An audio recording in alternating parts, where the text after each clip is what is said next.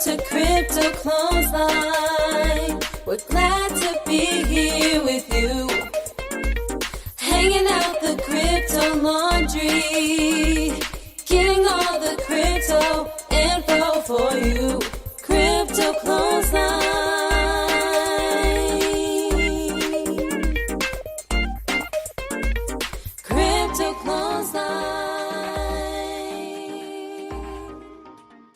Hello, Amy-Rose. Hello, Abheeti. How are you today? Thanks for asking.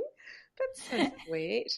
I'm actually doing pretty well today, thank you. What about you? Don't really want to talk about the weather because that's small talk, and I try and avoid small talk. I like big talk. But I do have to say, the weather is so effing good. I love rain. I love the cold. I love snuggling, cuddles. That's pretty sweet. Yeah, I am. I'm just a freaking sugar cube today. Sugar, sugar, da, da, da, dun, dun, dun. Okay. Oh, honey, honey. Okay, I think we better stop singing. Yeah, that's cool. So, welcome to Crypto Clothesline. I'm Amy Rose. And I'm Abheeti. And we're all about bringing women to the front of this wealth revolution. But seriously, we are. This show is all about interviewing women in crypto and blockchain. And we speak to men too, because we like men too, don't we? We do love men. I mean, I do. Well, I do too. We're twinsies. But it's really important to us that women don't miss out on this information. And I don't know about you in your regular conversations, but I find a lot of people, a lot of women that I speak to in general, they either know nothing about Bitcoin or blockchain, or they think it's the same thing, or they just think it's too boring. And I get that because I think I had that attitude a while back as well. But you and I are really, really passionate to make sure that women don't miss out. And we really want women to start listening up to technical stuff and to financial stuff to not turn off, so that they actually can do this for themselves and their kids. Yeah, so you really need to listen to this whole episode. But this week we are speaking to a boy, a man, I should say, and it's Chris-Dorian from Buildsort. We do like Chris-Dorian from Buildsort, and this week he's sending a woman to represent him at the Australian Blockchain Mission to Shanghai and Taipei 2018, and he's sending Danielle Stetto, and we're interviewing Chris-Dorian today on how his project is going to impact the building and construction industry and overall the trillions of dollars that are currently being wasted and the impact on our environment because of construction waste and all the stuff happening that's disgusting in the world, and how Buildsort might actually remedy a couple of these problems. And it's not just the sustainability aspect, like how much waste there is in construction, and I appreciate that there's a lot. It's not just about sustainability. As part of the interview that we've done, we spoke with building biologist Deanne Hislop-Quinn, and she is all about identifying toxic materials in construction and letting people know what they can be replaced with of a similar strength or nature, so that our homes and our work environments are basically not toxic cesspits that we're breathing in and absorbing chemicals. Well, let's have a listen to the short interview that you had with Deanne. Yeah, and so having all that information in one place would provide transparency, given that parties had access to the information. It would provide awareness for people, and thereby creating much more education around this, because I think we've both agreed that a lot of people don't realize how dangerous their living environments or their working environments are. And where there's education, we can also look at prevention. Absolutely. And I think not to overlook, if there is an issue with a build material, that there is some kind of accountability or understanding of how widely spread that material is being used. And a fantastic example of that is with the lead that we are finding coming up in the fittings and faucets in our water taps, and things such as what's happened in the Children's Hospital in Perth, which has been a huge issue. We opened a new school Yanchip in Perth only months ago, really, and the first day of that they were handing out bottled water because it didn't pass the lead testing. Now, if we had some form of record to know where those fittings were coming from and the materials, which are recycled generally, if it's not NSF approved, which they were using in those fittings, then we would be able to start warning other areas that had used those materials that they are likely to be exposing people or occupants or workers to high levels of lead in their drinking water, which we know there is no safe level for lead. That is a huge issue, and that's a great example of where it would be very, very useful to have that kind of ledger. That's really important. So having this information stored on the blockchain, accessible to all parties in the construction mode, and not only for people in sort of wealthy households that are building their own places, let's say, but also people in developing countries that are perhaps using something like this organization Buildsort to help reconstruct an entire community, that they can also put forward this information and have access to this information so that they're also able to create healthy homes and healthy buildings. Yes, and just, even from an assessment perspective, to be able to look at a home, and even if it has used materials that, aren't great for the environment, aren't great for the occupant, we can look at that and assess and go, okay, well, how long has that house been built for? What is the likelihood that is continuing to off-gas on there? What are the other materials that may have absorbed those off-gassing VOCs in that build? Is it okay for this person, yes or no? Do they have children under the age of 5, yes or no? Are they looking to fall pregnant? We can really assess it for its compatibility with another person. Are these products likely to create mold? Is the person mold sensitive? It's really, I do think it's really endless as to how it can be used. Well, there are really fantastic use cases that you've come up with, and really examples that touch everybody's lives. Everything from paint to taps. Well, thank you so much for joining us, Deanne, and imbuing us with all your wonderful knowledge on this subject. It's been a pleasure. And so a short interview was a bit tricky because there was so much to talk about it. And I think the building and construction industry is so diverse now. There's a lot of business going on in the eco-building design arena, yes, and building sustainable materials, non-toxic materials, and I'm all for that. That's actually something that you and I, when we build a house, we're probably going to build it with like grass and leaves. We actually use the blockchain to identify how many leaves we used in our walls. The interview with Chris was actually really seriously good, and it happened just before the bridge collapse in Geneva. And Abheeti, you actually interviewed Chris after this interview on the bridge collapse. What did you talk about in that interview? Well, we talked about the fact that it was something very close to my heart because I lived in Geneva for the best part of a decade. That's where I learnt my Italian. That's where my first husband was from, and that's where we lived together. And the first thing that I found out when I saw that the Geneva bridge had collapsed was this huge heart connection to make sure that everyone was safe. So then speaking to Chris, he started to unpack some of the reasons why the bridge may have collapsed and how that could have been remedied if the construction of the bridge and all the materials used in the bridge and the conferring between designers, architects, engineers, and all the other experts that supposedly are there to put those sorts of projects together, if they'd all been on the same page, if they could check each other's work, it potentially may never have happened. And he also mentioned in his Telegram group, which we'll put in the show notes, and we'll also put in the show notes your other interview that you did with him personally, face to face. In the interview that you'll hear today, he also goes over how construction waste is being used in building structures at the moment and in tunnels in Asia. And then you had this correlation in the interview as well, where you were mentioning about when you were doing renovations over in Italy, that they literally had junk in the walls. There's definitely a connection here with people cutting corners in building design and why perhaps that bridge suffered, because he mentioned that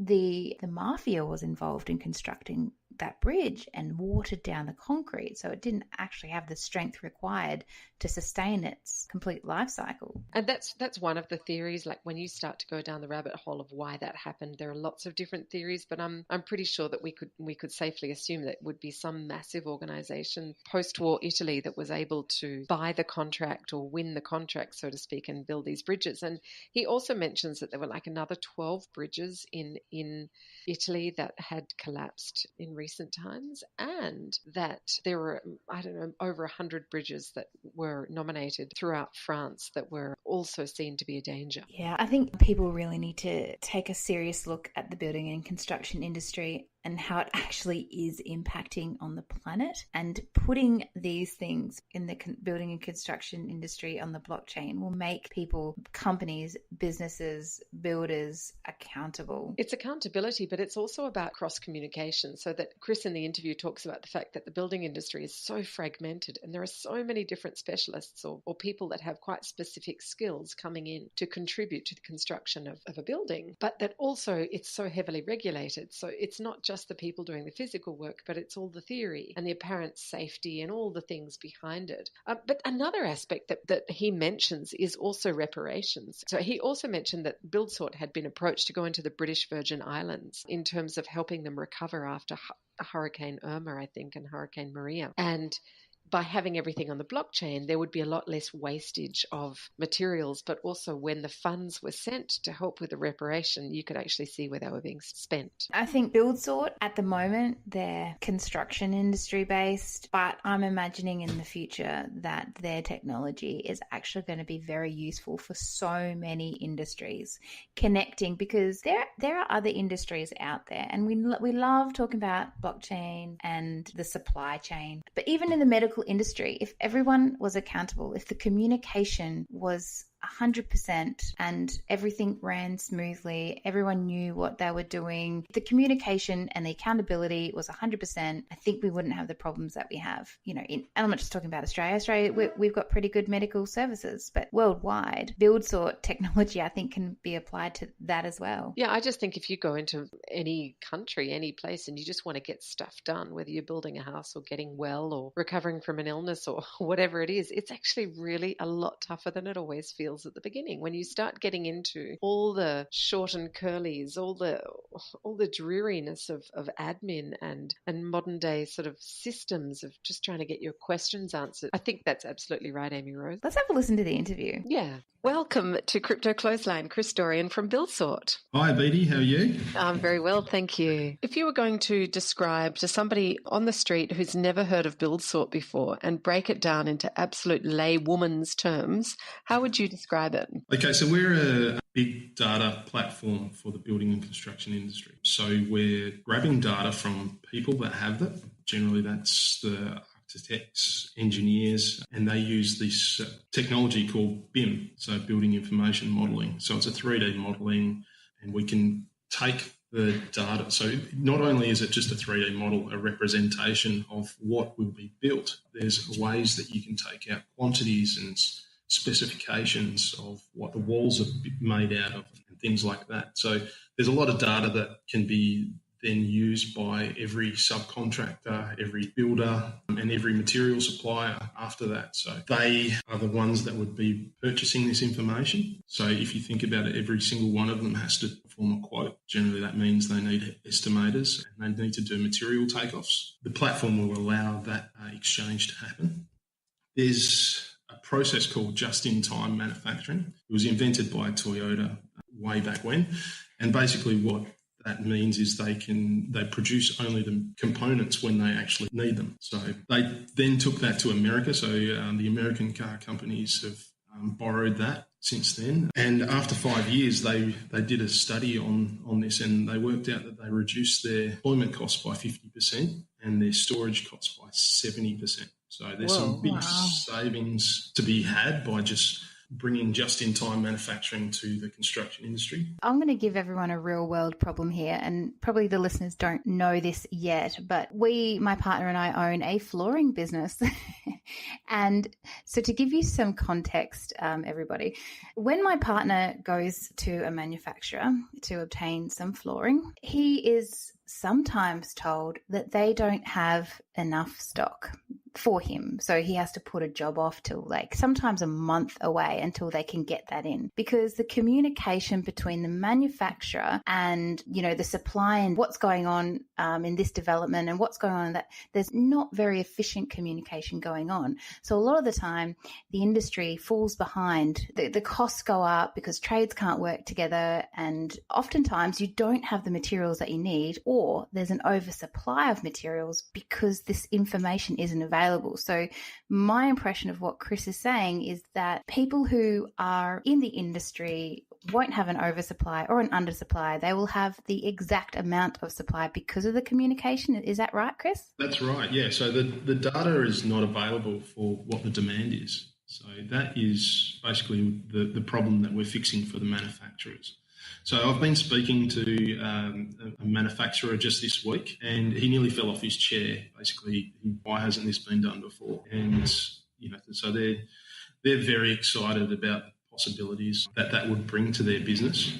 We know that the marketplace is there, and there will be adoption. Yeah, we just need to get a few more people, talk to a few more, and sell them the same story, and we can really fix the building industry. You describe Buildsort as a big data platform for the building and construction industry. So does that include little guys who are subcontractors who might be painting houses, or are you talking about bringing bigger business together? No, we're talking about everybody. Buildsort will be free to use. Everyone will be able to get onto the platform, which makes it readily accessible by everyone. So they can also tell their builders when they're available. Maybe they've been delayed on another site as well. So we have all the scheduling between all of the different parties that are involved on a project. It's really powerful kind of scheduling, quantities, costs, basically everything for the building construction industry. So it's like a great big organisational platform. It's sort of like giving everyone the relevant information they need to create more efficiency. Exactly. So we've also been approached by all sorts of different organisations out there as well. So we were approached by some projects in the Caribbean, looking at the rebuilding of British Virgin Isles after the hurricanes that they had over there. So when these happen, there's all of these contributions that come in from different places, and they want to make sure that no one's spending the money in appropriate ways. So basically having an open ledger for the rebuilding of these projects. Would that mean that all of that is on Buildsort and it's on the blockchain, so there's transparency for the parties to see how the money's being spent? Absolutely. So we are using a consortium blockchain. So we have the ability to open it up or close it as needed. So with these relief kind of projects that could be open for the different projects, say for a project home or something like that, we can close them down, because the building and construction industry is that they like to keep a lot of things private as well. That's very interesting. And so when you're talking about the Virgin Islands, that's St. Martin and those other islands that were affected by Hurricane Irma and Hurricane Maria last September, That's is that right? Yes. Because there's other blockchain innovations happening there too, with Power Ledger, and Tycoon.tech are going in and doing some trialing with recording people's identification on the blockchain. So it's amazing that area of the world is attracting so many different ways of helping to rebuild the community. Yeah, well, I was actually having a conversation with some people from Mexico City last night as well. So they are rebuilding after earthquakes. So there's been some real problems with corruption, and their building approvals process is not the greatest. They're concerned about that, and also where the materials are coming from that are being supplied. So there's cheaper alternatives that are being swapped out. So there's lots of problems in the construction industry that we're trying to solve. Yeah. So could we talk about, this is something that is as you know, Chris, because I've been messaging you and saying, can we talk about this? Can we talk about this? One of the things that worries me about construction is the waste. And one of the big things is that a third, this is from my research, a third of all waste going to landfill is from construction. And I'm just wondering, how does Buildsort prove to eliminate or decrease that statistic? Good question. Now, if you had these 3D models that have been produced and that information is available, the next step is generally to create fabrication drawings. Let's say that you're using timber for your roof, then that information would go to the timber supplier. Now, the timber supplier would be able to produce the exact lengths that need to go to site. So that is one aspect. Let's talk about the roof sheetings, and that could be supplied the exact lengths. So that's just a couple of examples. Lean construction is not just about the waste in materials, but there's also waste in different processes. So once again, there's that every subcontractor and supplier needs to do their own estimating, and that takes time. Yeah, and wasting time. Yeah. Ends up in wasting money. And a lot of the time the government is doing construction and we're all like, whoa, that's costing billions of dollars. And then you wonder, why is it costing billions of dollars? It's because they don't have the efficiency down pat. And then the taxpayer is the one who's footing the bill because there isn't this efficiency in the construction industry, which I guess is what Buildsort is going to remedy. Yeah, so there's been some studies in America. They since the 1950s, we're actually less productive in construction than we were in the 1950s. Oh, Jesus, I'm not surprised. Do you see on the side of the road when you look at the... So if you look back to the 1950s, there used to be like the head contractor and everyone worked underneath, but because of legal disputes and unionisation, there's, everyone's fragmented, and I think this is what has caused most of the productivity issues. There's also been some studies by McKinsey Global.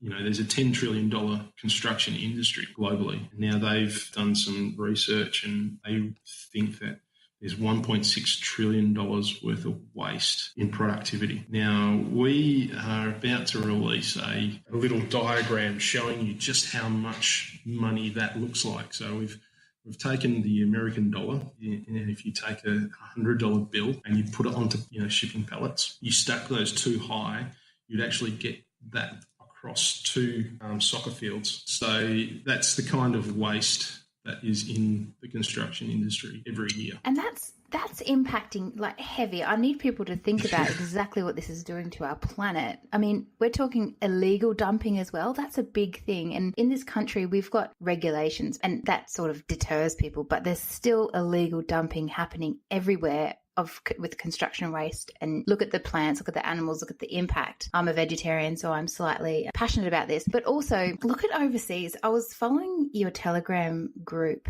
Chris, and you posted this post in there of construction waste being used as a support for an underground tunnel. Yeah, so that was Hong Kong, and they're having some real problems with their railway infrastructure at the moment. Yeah, there's been some problems with people cutting reinforcement too short, and just instead of taking the rubbish away properly, they're just mixing it with the concrete, doing all sorts of things like. Are you talking about sort of foundation problems or in terms of strength of buildings and things? Well, instead of taking their waste off site, what they've been doing is just mixing their waste with the concrete and then pouring, walls. So they're compromised. Yeah, they're compromised. They're not what they're supposed to be. Being a structural engineer, I saw it and I thought, oh my God, what are they doing here? Yeah, that's going to be some problems in the future. Absolutely, and the risk to human life. Well, the magnitude of it won't be known for some time yet. I think they're still trying to work out how big the problem is. This is a quick aside, but some years ago we renovated an apartment that I bought in the old centre in Genova in Italy, right? Genova is an old pirate town. So, between Venice and Portugal and the French, there was lots of nasty pasty business going on. And so the apartment that I was working on was from the 14th century, and the walls had literally, they were just full of materials, like whatever they could find on the street. So when we would say take a wall apart to put the plumbing through or the heating or the electricity or whatever, we were finding great big, what they were called marble nails, but you could literally not wrap your hands around them. And there were big chunks of marble and other construction material just as infill in the walls. Just an interesting building aside.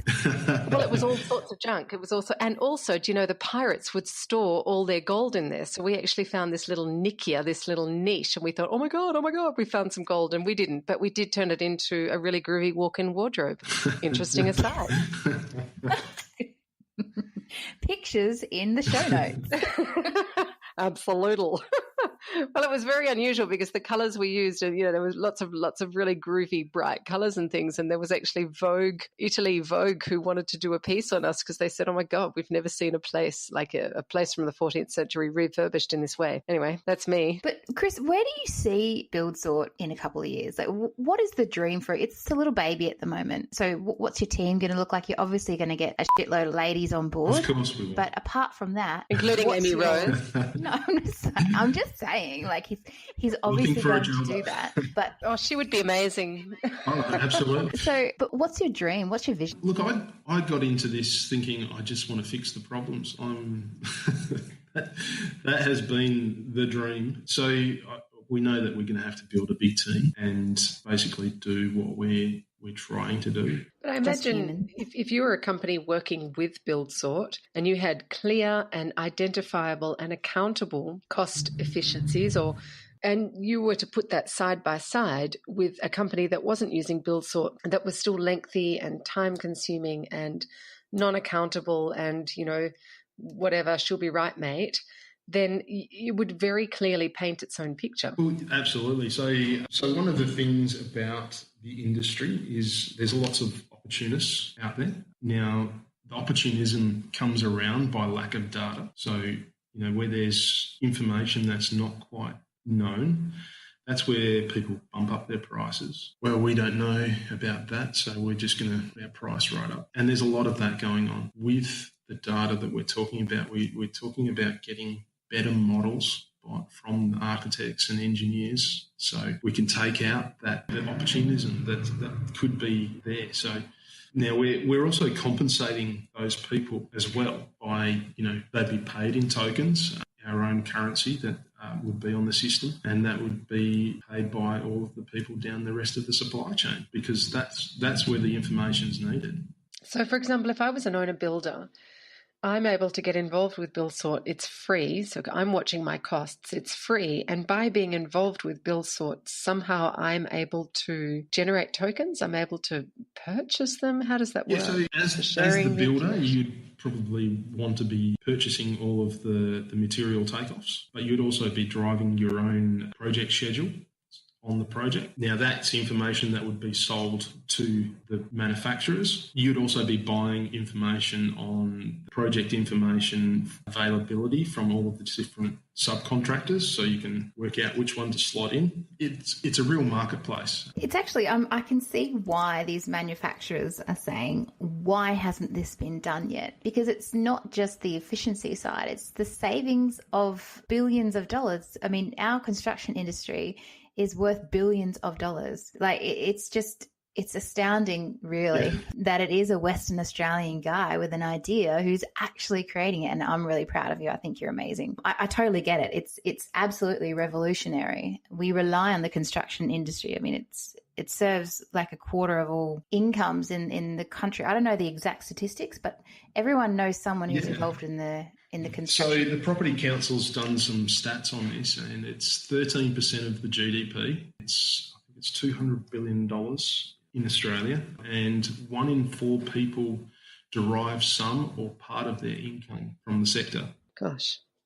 It's going to impact on everybody, and I think the money, and I think the budgets, and, when it comes to the governments, I think that's going to be awesome when they can allocate maybe a little bit more money to health and education rather than, all this infrastructure, which is just probably a third of it is just going to wasted inefficiencies. Maybe they could relocate some cash to blockchain technology. And what was the pissy amount that they put towards blockchain in the Australian budget recently? It was just shameful. Absolutely. They don't understand yet. They're just little babies. They don't understand like we do how great it is.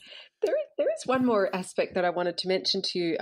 Some years ago, we ran an organisation called Chem Free Kids, and it was Super Chem Free Kids, and it was about educating parents and people like that in the chemicals in our daily life products that we're unaware of. And through that, I met a lot of one woman in particular who works in the construction industry in creating greenhouses. So because of a lot of the the off-gassing and the chemicals in a lot of the building materials. So I'm guessing that could have a very positive impact in that developing green building building awareness Absolutely. as well. There's been some real problems with the industry, not just with off-gassing, but let's take the Perth Hospital, Children's Hospital just recently. There were some real problems in that. There was asbestos found in some of the roofing. What? Yes. Really? In this day and age, there's asbestos in a hospital. Well, they just did up the Fremantle Town Hall, and there was the guys working were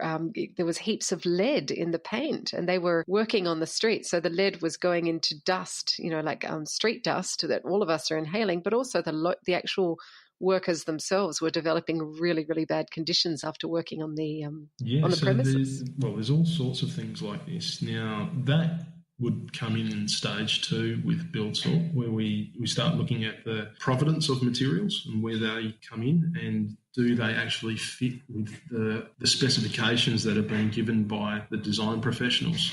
So, with the Perth Children's Hospital, there was also, I think it's 900 fire doors that had to be replaced because they weren't up to Australian standards. There was also lead found in all of the fitments, all the elbows in the plumbing. So that put lead into the water. Oh my God, Chris, this is terrible. Chris, this is the case, in terms of plumbing, full stop. Our waterworks, so to speak, are laden with lots of heavy toxic metals. They shouldn't be, but how do we?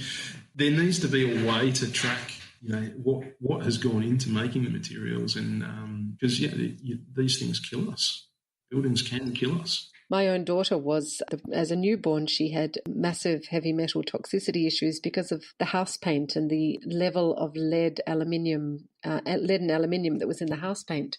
And this is a house, from post-war 1950s on the outer burbs of Freo. But these post-war houses that were built for the military, the return military, are all over Perth. And as the acceptable levels of heavy metals has come down due to people's neurological disorders going up, it doesn't mean that the current lead levels that are in regular paints are acceptable. It just means they've come down, but they're still totally unacceptable to the human organism. Also explains a lot about the people in Fremantle too.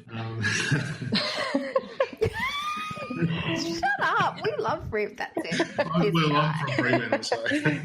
Before you go, I do have another question about the life cycle. I love life cycle of houses. I want to go to a house when it's 100 years old and know what the construction workers did in 2001 sort of thing. So with Buildsort, let's say I build a house right now. That goes into the blockchain. In 100 years, will someone be able to have a look at how they're going to be able to recycle and how they're going to be able to reuse the components based on all the information? Or in 100 years, are they not going to be able to access it? Is it going to be available for, the complete life cycle analysis? Oh, absolutely. So I'm not sure if you know, there's a couple segments to BIM. So first of all, there's the 3D. It's just the 3D representation. Then you can also bring in 4D, which is the time of construction. Then there's 5D, which brings in cost around each component as well, so you can really start working out how much your thing is going to cost.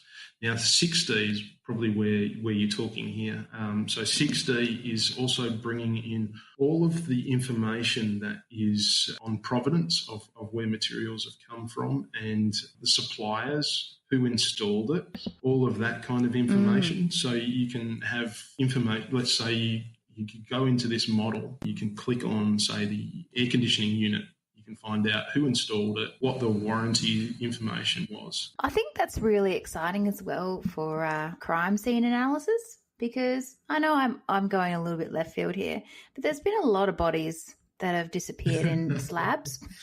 And imagine, I'm just saying, I'm not saying anything to do with mafia or anything. I'm saying accidents and some malplay. Anyway, not going to go down there. But anyway, I'm just imagining, police go in and they're like, who worked on this construction site? And there's no real history or log of the workers who were on site at that time. And I've just been thinking that imagine if someone went missing and there was a complete 110% ledger of who was there, and maybe perhaps this guy was going through a midlife crisis. And then at that time, his wife disappeared. And then it's all on, it's all on the blockchain, all these workers, everything that they're doing. Is that something Buildsort I don't know. can tackle? Or?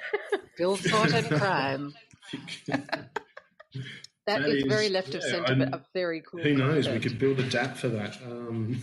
Well, who's on site really interests me, because when my partner and I go to a site, like just to measure or whatever, this is someone's home. They don't really know who you are, and they've got people coming in to do measures and quotes, and no one actually has a report or a log or a distributed ledger of who these people are who are coming into their home and doing certain things in their home. And I just think, for a matter of privacy, when I go to build my dream home, which is not far off, I'm really awkward about people coming into my home and doing what we do in other people's homes, you know? There's that element that I worry about. What do you do in other people's homes? That's the real question. All sorts of things, Chris, but I can't really disclose that right now. And some of them are furnished and some of them aren't. Just saying. Oh, God. There are children listening. Sorry. It's a very interesting thing. I mean, I'm a FIFO mum, and my partner is away a lot. And when people come to do stuff at the house, often they'll appear first thing in the morning, apart from the fact that's when I'm trying to drive the tribe to school and stuff. It's like there's a man on my doorstep first thing in the morning. Who are you and why are you here? And it might have been organized. I absolutely get your drift, Amy Rose, that you can have a complete stranger rock up at your house, and sometimes I even have to leave the house for them while I leave because I'm in the middle of something else. So there's a lot of that's what I mean. In the building and construction, like you have a plumber that's coming around. You can't be there, and he's rummaging around through your undies drawer. And so with Buildsort, you're like, well, I'll just have a look at this ledger. That guy took my favourite undies. I thought we were going to go somewhere way worse then. I really did. Just saying. I can just see, I have such high hopes for Buildsort because it's so big. It's like it's knowing what people are doing and why they're doing it and how they're doing it, and that's what I'm excited about. It is a big project, and we've got an amazing team that is behind it, so I think we can pull it off. Well, you've got another amazing. Look at the creative ideas that have just come through this conversation. Please don't give up on us. So we're going to save every lady's undies on the planet, and that's what Buildsort does. We can be your wacky division, okay? We can be the out there. We can be the marble nails and the underwear division. I'm so sorry to take all the listeners down that path, and I regret that, but it's staying. You do not regret a moment of it. All right, Chris, thank you so much. Actually, Abheeti, you're going to ask the magic question. Oh, yeah. Chris, can you tell us what your favourite quote is? It might be a saying, it might be a quote, it might be something that gets you through. A mantra? Progress is better than perfection. Perfect. Well, thank you. That's also, that very much depicts crypto-clothesline, really, doesn't it, Amy Rose? Yes. A little bit of dodgy and a little bit of class. Oh, we're discovering the classy bit. I think let's just not go there. That's all good. No. Okay.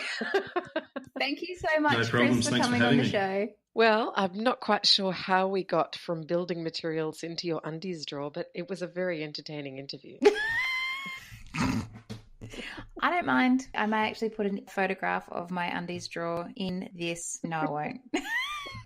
Tricked you. That was a really good interview, wasn't it? I'm a huge fan of Chris Dorian. He's just got such a wealth of knowledge, and it's like what he's taken on is such a huge project, and yet I think they're doing an amazing job bringing it all together. They're a wonderful team too, aren't they? They are. And do you know what I'm really worried about? And I mentioned this to my friend Corey Billington, and he's from Latitude Blockchain Services. I was saying that I feel like I'm watching a Monopoly game when it comes to other big companies eating up all the little ICOs.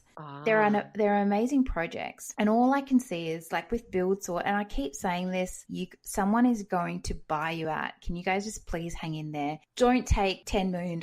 You could have the next best BIM modeling system. You could be amazing. And yeah, it just feels like companies are just going to gobble up all the little guys and become big superpower in the crypto and blockchain space. Well, that's a really good point, because if you think about it, there's not a place on earth that doesn't need safe building. There's not a place on earth that doesn't need communication between all the facets of the industry, and there's not a place on earth that doesn't need chem-free building. So, yeah, like you say, there's literally no one that wouldn't be affected by Buildsort, whether they're aware of it or not. Well, he mentions that he goes around and he presents his software to people, and they're gobsmacked that it doesn't already exist, and they're immediately interested, and they immediately want to start using it. And I think in the next couple of weeks, he will have his software available to trial, and you will have to apply to test the software. But still, people are loving his software. Wow, that's amazing. And it's really fantastic that this is another initiative coming out of Fremantle. We've got Power Ledgers, like a little Fremantle, not a little, Power Ledgers, a Fremantle baby. There's so many wonderful projects coming out of Perth and Fremantle specifically. I know that you're in Brisbane, which is a very upbeat and funky crypto blockchain scene, but we've got some really solid projects developing here as well. Yeah, I think Australia is actually a little bit of a unicorn. Does that mean we only have one horn? No, we're sparkly and we're amazing, and we are about to be Silicon Australia. There's this little song in Italian that I teach in my class, and it's like the two snakes went on and the two elephants went on, but where's the unicorn? They couldn't find the unicorn. It's a song about Noah's Ark. Not that I'm religiously, inclined, but it's kind of cute. So I might put that in the show notes. It's pretty cute. So I'm really excited that Amy Rose is coming to visit me here in the West. Obviously not just me. She's got family and other people who love her, but you're coming over with your babies? Yeah, we've got some public speaking gigs to do and a couple of projects to work on. And also we need to catch up every 3 months for the podcast, just so that we have some face-to-face cuddle time. And sit there and drink coffee and, oh, no, not coffee, not after that movie you showed me today. No, we have to put coffee on the blockchain. We need to know where it's coming from, but that is a story for another episode. That's coming up in a podcast very soon, because it's very, very moving. All right, my darling, looking forward to seeing you in a few weeks. I shall talk to you before then. And to everyone else listening, thank you so much. Go on iTunes, leave us a review, 5 stars, say something really nice about us. It helps the algorithms, and basically send us some love. And as your reward, here's a unicorn song. Bye. Bye.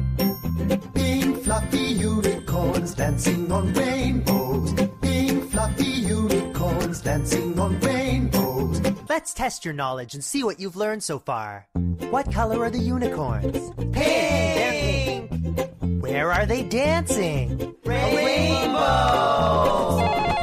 Hi, you've called Abheeti And Amy Rose at Crypto. Clothesline. Leave a message after the Beep. Okay, 3, 2, 1. Ready? Another one of your guests, very perplexing, confusing, and just very confusing information that you ladies tend to like to present on this podcast. Another one of your guests said that there was some sort of, online directory where you could find skilled workers on some blockchain. Now, why would I go out and trouble myself to have to look for a chain, find the blocks, find some workers who were skilled to give me a quote on a job in my own home, A, when they live in the Ukraine or somewhere else on the other side of the world? I mean, hello, how's that going to help me? And number 2, I've got the yellow pages. I remember Let Your Fingers Do the Walking, and it works just fine for me. Why do you need to reinvent the wheel, you lot? Crypto-clothesline.